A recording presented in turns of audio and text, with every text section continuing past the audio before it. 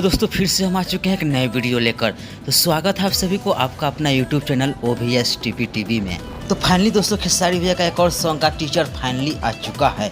जी हाँ दोस्तों, जिस गाने का आप सभी को बेसब्री से इंतजार था, फाइनली वो सॉन्ग का टीचर आ चुका है अन्नपूर्णा फिल्म पे। तो भैया वीडियो में आगे बढ़ने से पहले एक छोटी सी रिक्वेस्ट है, अगर आप लोग हमारे चैनल पर अभी तक नए हैं तो हमारे चैनल को सब्सक्राइब कर लीजिएगा, क्योंकि हमारे चैनल पर मिलता है भोजपुरी हिंदी की तमाम खबरें।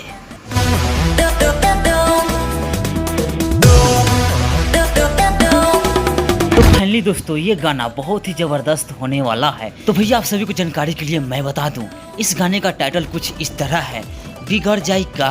तो भैया मैं आप सभी को बता दूं कि इस गाने का राइटर कौन है।